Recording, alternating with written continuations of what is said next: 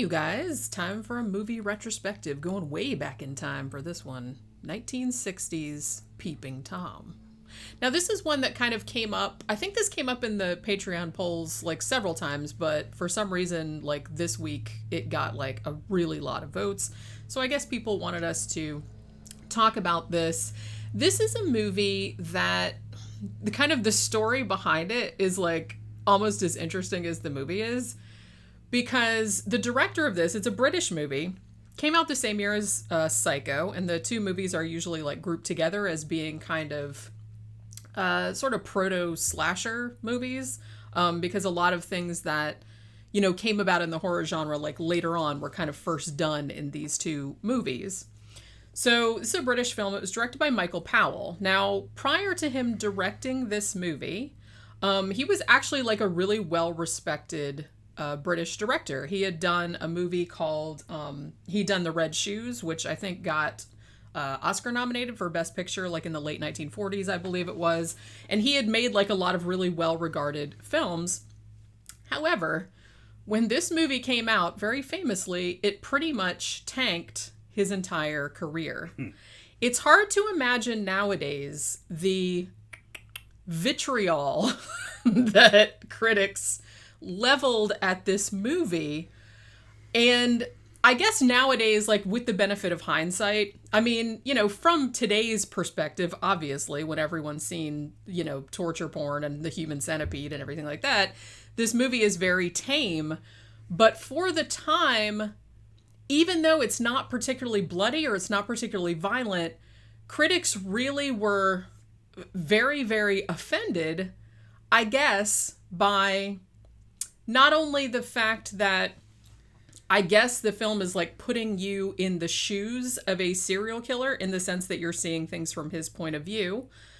Also that you're also kind of not, I don't know if you're supposed to like sympathize with him, but he is almost a sympathetic character. Not in the sense that they're saying in the movie that what he's doing is okay, but they're making him seem like a rounded human being with a problem rather than a monster, which as far as I know was maybe the first mainstream movie to do that. I'm not real sure. Well, he was created.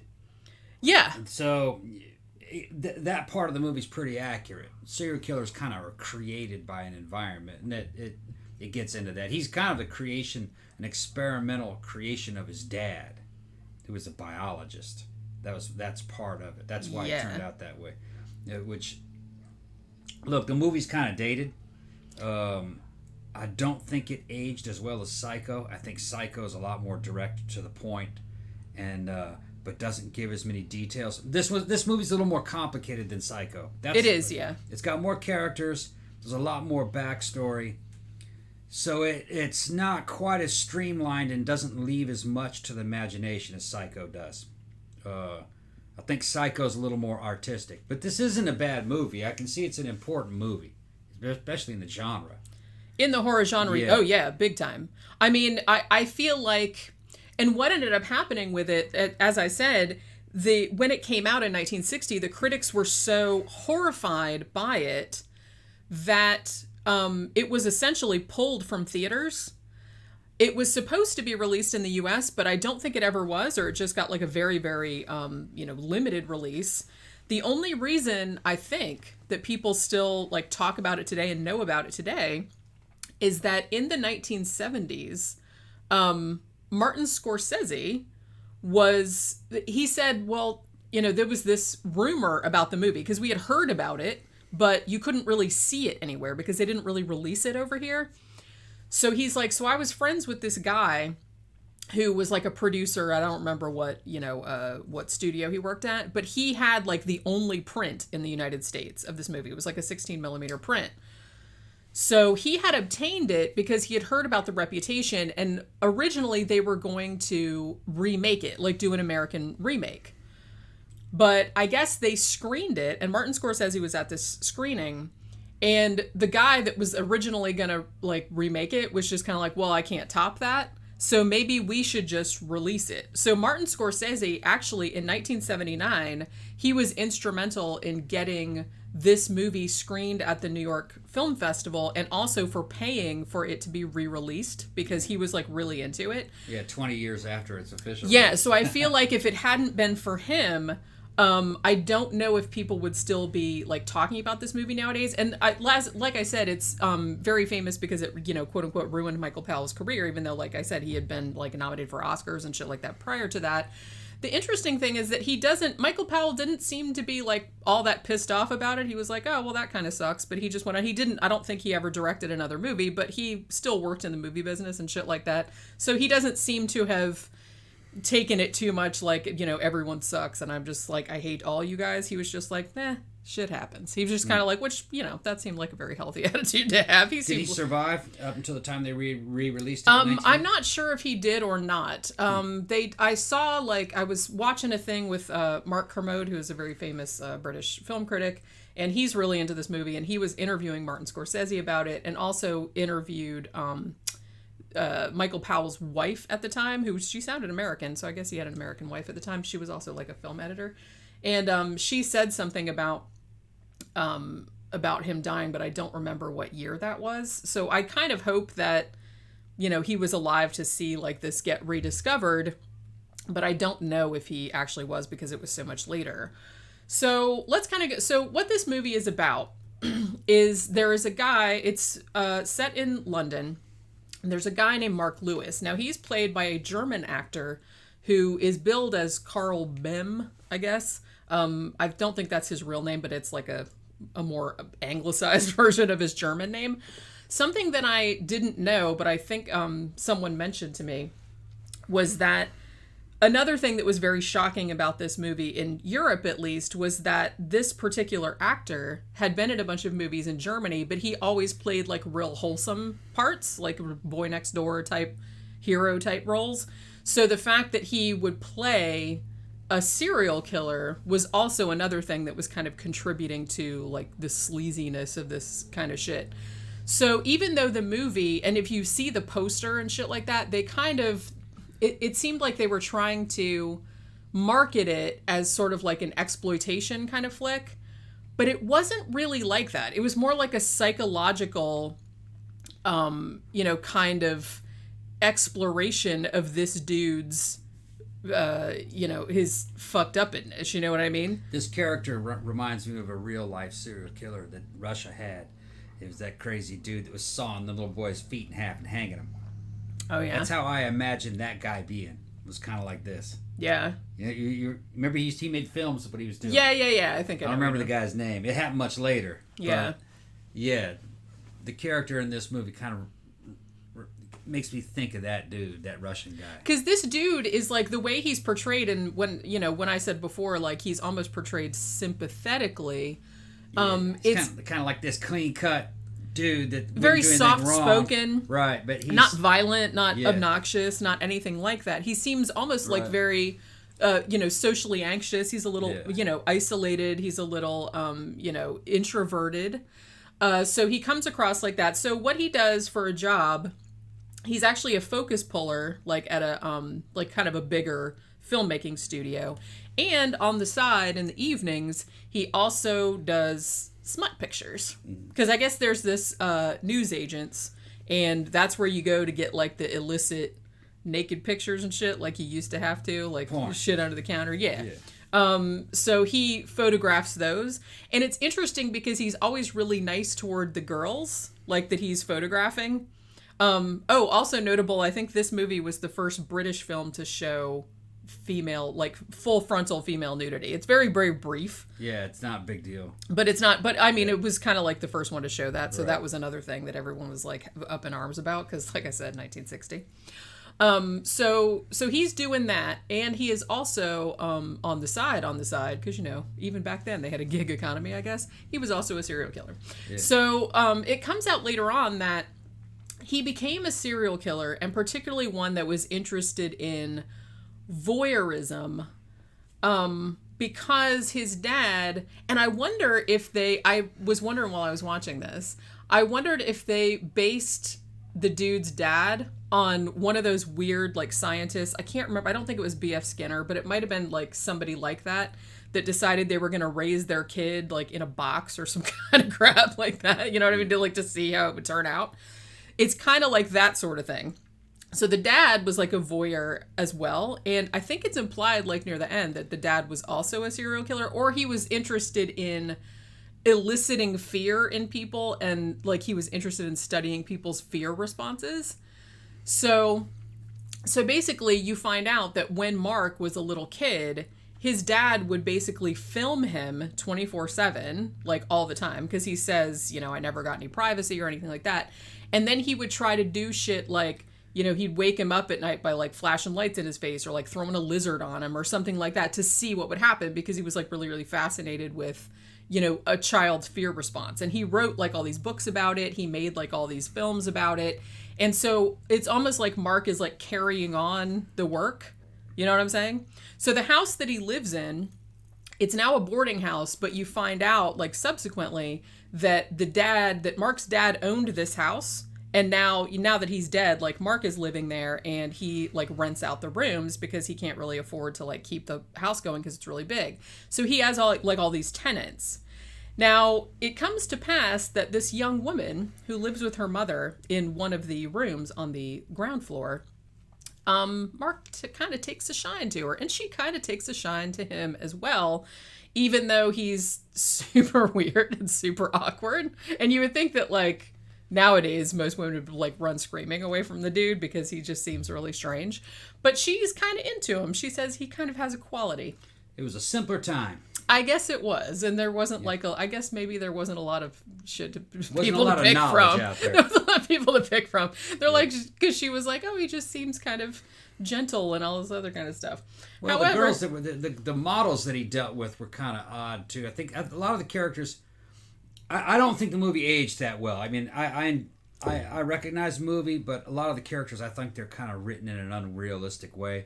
The what do you call them? The models that he worked with. Yeah. Mostly just complained and kind of kicked him around. You're not really sure whether or not they were attracted to him or not. It was really hard to figure out how they felt about anything. I felt the dialogue was kind of poorly written. I thought with the girls. You didn't notice that? I just thought that the girls, I kind of perceived that everyone just thought of him as harmless. So I don't think they were attracted to him or anything like that. They just thought he was some schlub that was coming up taking pictures of them, and they didn't have any, like they just thought he was like a little kid, or like he wasn't any threat to them. Maybe that's kind of how I perceived it. Maybe it's just another time, maybe another era, but I don't know anybody that acts like that or talks like that. Well, and like I said too, you have to think this is not only like a different country to us. This is the UK, which is not all that different, but but this was also like a very long time ago that this movie was made. So so I don't know like how much of it is like lost in the translation, because I was not alive in 1960. You were not alive in 1960. Yeah, I don't know anybody like that. Remember the girl she was screwing around on her fiance with her boyfriend. The fiance beat her up, and she wanted to know if he could hide the bruises. And just the way she's talking about it, or not really it's like it wasn't a big deal. Well, I think they were trying to. I feel like one of the main themes of the movie, not only voyeurism and almost turning the audience into a voyeur akin to Mark, which I think is what a lot of critics found objectionable at the time. But I think they were also trying to portray maybe even the culture as a whole as this kind of like degraded, because it's like these women are getting beat up. It's like a lot of the women that he kills are prostitutes, and then there's like deformed women who are being models. That was just kind of odd. I really couldn't really understand. Like I didn't understand what the director was trying to do. I think they were trying to highlight like the seedy underbelly. Okay. And so he was almost, I don't know if he was necessarily making like a moral statement about look how degraded our culture is becoming. Yeah. But he might have been trying to highlight that as maybe Mark is not only a product of this, but he's also like feeding upon this new like, oh yeah, I have a boyfriend and a fiance, and I just like cheat on everybody, and also he beat me up and whatever. Yeah. So I do feel like he was kind of maybe saying that this type of culture perhaps produces people all right, like well, Mark. I didn't really get it on a cultural level, I guess. Like I said, it didn't age as well, I think. At least, me just being fucking average American Joe, I didn't really understand what he was saying. I mean, I could be perceiving it wrong, but that was the perception that I mean, that was how I read it. Yeah. Because he was very deliberately trying to, because he made a lot of the women, other than, the girl that lives downstairs that, he actually, like, has feelings for. Other than that, like, pretty much every other woman in there is either a prostitute or someone who's just posing for smut pictures, or is just kind of like, the one woman that works with him, that she's like the stand-in for the actress of the movie that he's working on, is just kind of, she's not a terrible person, but she's very like free-spirited, like always kind of dancing around, and she's kind of like, she's like an actress type where she's very like kind of high maintenance and shit like that. So I feel like maybe that might be one thing that he was trying to highlight, that this is the way the culture is going, because nobody... Yeah, because that was a legal profession in England in 1960, wasn't it? I can't remember if when the law making it illegal was passed or making it legal was passed. I can't really remember when that was. I remember looking it up once, but now I can't remember when that was. Because, we're doing these true crime episodes, and a lot of the stuff that happens in England, I mean, all they do is just talk about, this one worked as a prostitute, and that one worked as a prostitute, and, mostly we're talking about 60s and 70s and sometimes 80s in England. I thought... that was just legal and normal, I guess, that there was lots of those. Well, I don't know about that. I don't know about it being legal. I mean, it might be in the sense of, you just get a fine, or people's just like, hey, knock it off, or whatever. Yeah. Don't let us catch you again. Yeah, it's 1960. Which they do in a lot of cities here as well. It's 1960 and it's England, so you know what I mean? So I was just saying, to me, I didn't understand that part of it, or what I didn't understand what the director was trying to tell me. Tom found it very interesting that the newsagent's shop that he works in, that has like the upstairs with like the illicit, photograph studio or whatever, that they basically just had topless chicks like all over the front of the thing. Yeah, I thought it was weird because they've got topless photos, in the windows, like facing the street. Sure. But then guys were sneaking in and surreptitiously buying the same thing from underneath the counter. I thought that the really photos in there, because they couldn't really show those photos, they just had like some guy come in and, he wanted to buy some newspapers and hey, you got any, I think he called them views. Yeah. So they had to keep that shit under the counter. They didn't show them, but I think that those were like full nude, or were actually like, more porn-like. Okay. Because as far as I can recall, and maybe people from the UK can correct me if I'm wrong, but I always thought the UK never really had much of a problem, at least with breasts. Because, even in regular newspapers, that you had the Page 3 girl or whatever, what the fuck is that? Daily Mirror? I can't remember. It was like one of the main, like, dailies. And Page 3 girl, it was like every day you'd have, like, this chick with her fucking titties hanging out, just like, and any kid could like walk in there and look at it. They didn't really seem to have, I don't think that there's a thing for like full nudity, like, or anything, but I don't think they ever really had a problem with breasts. Yeah, and see, in American culture, we don't differentiate between porn. You know what it is when you see it. And bare-chested woman would be considered porn. There wouldn't be any real difference between that and full nudity or even sex. It's all lumped into the same distinction thing. Nowadays, and honestly, like I said, I wasn't alive back then, but from my understanding, I always thought there was a difference between just like a naked photo of a woman who's just like standing there, and porn, which would actually show either real or simulated intercourse. Okay. I think nowadays the distinction is like erect penis. Yeah, it's weird. I don't think there's. I can't understand. It's strange because like the line, it's a blurry line, obviously, but it's funny because it kind of reminds me of like the scenes where he was shooting the women like upstairs, like for the photos, because I'm assuming that he's shooting the stuff for like the underground shit, which is supposed to be like really, but they're still like fully clothed pretty much. He did take one picture of one woman with just like her boobs or whatever, but it reminds me a lot of some of like the Ed Wood movies, like where, you know what I mean, where what was that one I was thinking of, The Sinister Urge, where this dude is supposed to be like this pornographic photographs that are like causing this guy to be a serial killer or whatever. And it's like they show this kindly old man like taking these pornographic pictures, and the women are totally dressed. It's like they have more on than like a bathing suit. Yeah. And they're like covered up. So I'm like, that's not porn. That's like lingerie catalog. Yeah. That's not porn at all. But it's like, but see, in the movie, they couldn't show that. Right. So they had to like imply, because they can't show like porn, obviously. So it's like they just have to imply, oh, this is porn, even though porn is happening in your mind, though. Okay? A lot of fetish stuff involves fully clothed people, but they got dudes that are fucking getting off on that. Well, yeah, I mean, look because of what kind of shoes she's got on. What kind of this and that. And I can understand that. I know porn when I see it, even if they're not naked. Well, look at all the stuff that Betty Page did. It's like, you know, they had pictures of her topless or just, you know, and that was fine. But the S&M stuff she did, where she had like the boots and the whip and everything, that had to be like under the counter. Which I can understand that. Right. Because actually it's just full nudity. I don't really find that too exciting, actually. But some of that fetish wears a lot hotter. Well, yeah, than just seeing like a naked woman standing there. Even in a provocative pose. Yeah, who gives a shit? You're just like, yeah, there's naked. Something more intense about some of those clothes. I totally agree with you on that. Yeah, especially like corsetry and the fucking hat and the fucking hats and the fucking kind of hair But I'm a man. I'm borderline fetishist to begin with. You know what I mean? That's the way I think most guys are. If you look at what guys are looking at, even in anime and drawings, it's not that woman. It's the packaging. Yeah, it's what they're wearing. But I'm not a dude, but I totally understand that. Right. I mean, because like I said, if I was going to look at like erotic photography or anything like that, I would want like cool costumes or like cool like partially dressed and stuff like that. Because like you said, this is going back thousands of millions of years. Beauty isn't natural. It just isn't. Okay.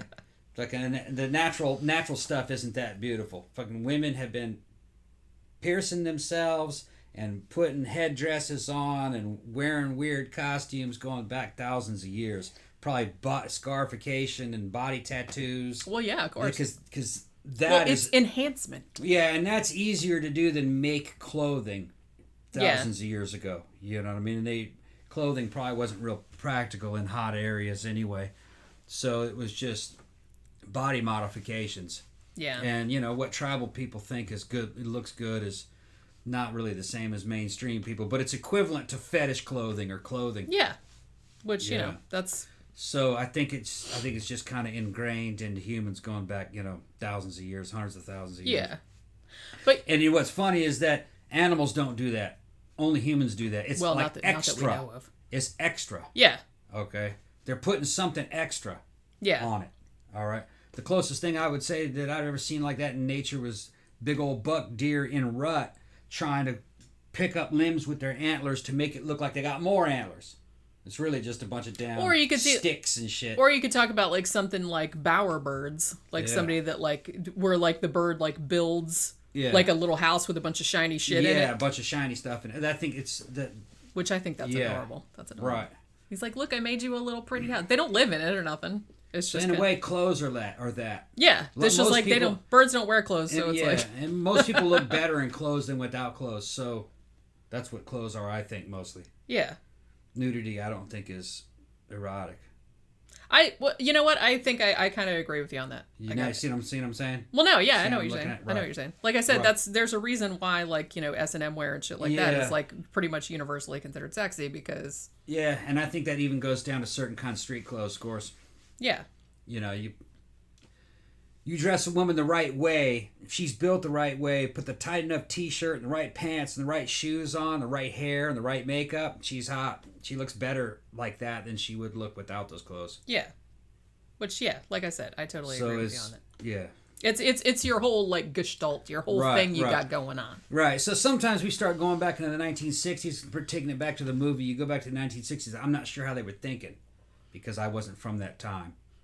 Yeah. You know what I mean? Yeah, I get what you're saying. So I don't know what they consider porn to be. Like I'm an alien from another planet watching it. I'm going like, what? But it kind of The thing is, though, is like when Ed Wood's talking about it and making movies like you're talking about in the past, I understand what he's talking about more than I understand this, because I know the culture. Yeah. I know well, the like I laws of said, the time. the U.S. and the U.K. are not really that different in that regard. There were key differences in the law, though, and the way certain things, and in the culture of what was acceptable and what wasn't. Yeah. And then how people would react. Like, I know how an old-fashioned American would react to shit. Right. I don't know how an old-fashioned British person would react to shit. Yeah. You know what I mean? Well, clearly they really were upset by this. I don't think they weren't upset with the porn angle or the smut angle. They weren't upset with that. They were upset because, one, it made the killer almost sympathetic. Like, you were supposed to, like, understand him or sympathize with him, which they didn't really like. And I think also they didn't like being put in the position of seeing things from the perspective of the killer, because in a lot of the movies, and particularly like in the very iconic like opening scene, you're seeing everything through his camera because he films everything, and you're following this prostitute, like, doing her ass and stuff like that. And I think a lot of critics didn't like being put in that same position of being a voyeur like he was. I think that's what made people uncomfortable. See, it's weird. If this ever made it to the United States, I think they just would have fucking cut the boobs out. They would have cut even the pictures of the boobs on the fucking street corners. Probably. They would have like cut that out over. so you couldn't have that. But I think they would have let it roll. Maybe the time when he was threatening some of them with knives, they might have cut that knife out and just... Although Psycho came out the same year, and Psycho, I would argue that Psycho is more violent than this is. I think it is, yeah. I think this movie could have rolled in America. Yeah, had they released it, had not everybody had such a fucking fit about it over there, that they just, like, they would have told them that they would have cut out the scenes that had any boobs. Yeah. Or even pictures of boobs in the scenes. Yeah. They wouldn't. Because can't do that. You can show all the violence you want. You just can't show any titties. Couldn't show any titties. Which is fucked up.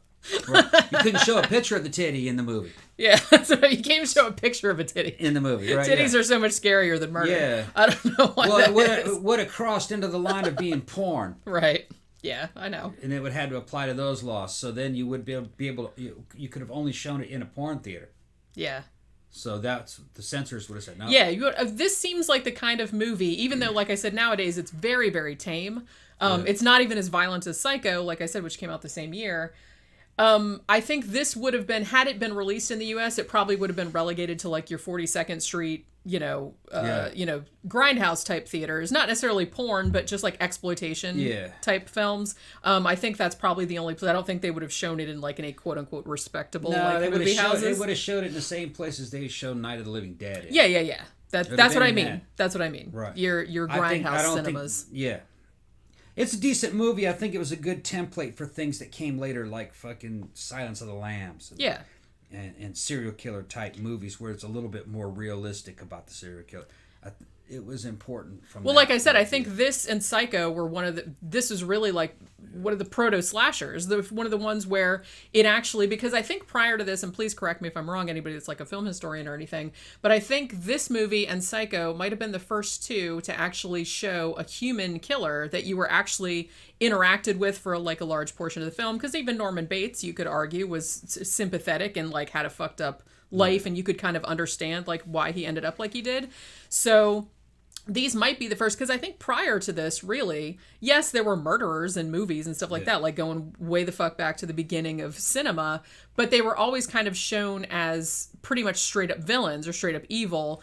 I don't really know if there was any film that went too much into showing that they had any good qualities or any positive qualities or any reason or understanding about why they ended up the way they ended up. You know what I'm saying? Yeah. There might have been some before that, but I just feel like these were the first ones to kind of like take that and like put it right in your face. Because the thing about it is that, going back to what Mark in this movie, basically what he's trying to do, he's trying to, as I said, he's trying to continue his father's work. So he films everything. And he tells several other characters, like during the movie, that he's making a quote-unquote documentary, but he won't tell anybody what it's about. He's like, oh, well, I'll let you know what it's about when it's finished. What he does, he wants to kill these women. He has like the camera, and he has like a tripod where the little thing, the little foot comes off and there's a blade in there, like on one thing of the tripod. And he also has like a mirror, like on top of the camera, so that, because he's really into, while he's killing these women, he wants them to be able to see themselves and like see their own death. So he's trying to get like the perfect murder and the perfect like encapsulation of fear, like in one, like, you know, a woman that knows she's about to die and as she's dying. And at one point, like this one woman, he kills her and he does the whole stabby thing with the mirror and everything. And then he's watching the film that he made back later and it's like fucked up. Like the light was messed up or something like that. And he just has like a total fucking meltdown about it. He's like, now I have to do another one. Because he's trying to find the perfect one and he can't do it. Something always goes wrong. So he always kind of has to like find somebody else. And, you know, so there's a thing too where he almost kind of gets to, because I was going to say that the girl that lives downstairs from him, that, you know, they kind of, you know, strike up a relationship. And that girl has a blind mom who, like many blind characters in movies, knows, it has almost like psychic powers. So she like knows that this dude is there's something wrong with him, like from the jump. So there's like a really good scene where she like basically sneaks up into his room and like has some fucking talking to with him, and he like almost kills her, and there's like this other shit too. So he tells this girl that he's into, basically, if he sees her looking afraid, then he like is gonna have to kill her because that's just like his thing. So he has enough presence of mind and has enough like warm feelings toward her that when she starts to get scared of him, when she finds out like what he's done, when she like watches the movies that, you know, that he has made, he knows to like to put, he's like, get behind me. I don't want to like look at your face, because if I see you looking afraid, then I'll have to kill you. And so the fact that he comes to that realization that this, you know, he doesn't want to kill this person is kind of what leads him to his own destruction and killing himself, which is like the ultimate, you know, this is like the ultimate goal of his like his life's work, I guess, which is really fucked up. But yeah, so if you have not seen Peeping Tom, and if you're into horror, if you're into slasher movies or anything like that, you know, it's on Tubi for free. If you want to watch it, it's a very, like you said, it's dated. It's a really beautiful, it's a beautifully framed looking movie. Like it almost, because it has those like saturated, like Eastman color hues and everything, like almost like a Mario Bava movie, like the way it's like, you know, lit and everything like that. It's like really, really gorgeous. So yeah, I mean, in a lot of ways it's dated. It's very tame by today's standards. It's not even as violent as Psycho, like I said, but you can see between this movie and Psycho, it's interesting to see how the two movies were received, like in their respective cultures. And as I said, these two movies were actually like really, really instrumental in developing this whole like more humanized monster type of thing, like in horror movies. My only criticism of the movie itself is that the edit is a little ponderous towards the end as it starts to go. If you were to compare it to Psycho, Psycho has a much more compelling pace. For me. You know, it all has to do with taste. You know what I mean? For me, there's a little too much movie in this movie, if you understand what I mean. I think it could have been kind of sped up a little bit, but you have to look at this in the context of the day that it was made. Back in the 60s, they let shit unfold a lot longer. I'm like, okay, come on, kill somebody. Okay, come on. Let's get some shit done. I know you're crazy. Just kill somebody and let's let this shit go. Well, people didn't have that. Attention deficit disorder back then. Right. If this movie were to made today, the edit would have been a lot faster. I'm kind of interested that no one, as far as I know, has ever remade this. Did somebody remake it? I don't think they did. It would have. You could remake something like this. Certain ideas would have to be tossed out, I think. But you could remake this, but I think, you know, in the subsequent years, because we've had so many movies kind of like this, I don't think it would stand out. I mean, obviously it stood out so much in 1960 because nobody had seen anything like this before. Yeah. You know, just putting you in the shoes of a serial killer and making you feel what he felt and like almost kind of like empathize with him to a degree. And I think that was very offensive to people at the time. They just like weren't fucking ready for it. Like I said, Psycho did a similar thing, but for some reason that was like hugely lauded. Although I think even Psycho, when it came out, got like a lot of shit on it too, but it didn't get shit on nearly as much as this movie. Psycho is a tighter movie, if you ask me. Yeah, I would agree with you on that. It's a little more intense. It's a little more driving. But like I said, everything is to taste. But for me, I think most people would say that Psycho is a better movie. I think most people would agree with you on that. Yeah. But like I said, it's just instructive to see how two different cultures approached essentially the same. It's not the same story, but it's like a similar type of story. A psychological horror that's like examining. I kind of see this one as more kind of like a Silence of the Lambs of its time. Yeah, that's a pretty astute observation. I think it'd be a little bit more like that. Now, sometimes you guys might see some edits in this actual show that we've done. I'm cooking something, so I have to keep coming out. He has to keep and making sure I'm not burning the damn house. He didn't say anything, and I was talking, and he just got look, I gotta go, man. Fucking, I gotta check on that. But sometimes shit happens. You could have interrupted. You said you don't usually have a thing about interrupting. I don't know if I wanted to make cooking part of the show on this episode. But I do have to shut this down. I get back in. Yeah, okay. So so if you're into horror, if you're into slasher movies and you want to see like one of the very early like proto slasher movies, if you've already seen Psycho but you haven't seen this one, then definitely check out Peeping Tom from 1960. As I said, it's free on Tubi, might be on some other platforms as well. But yeah, go check it out, and we'll see you on the next one. Bye.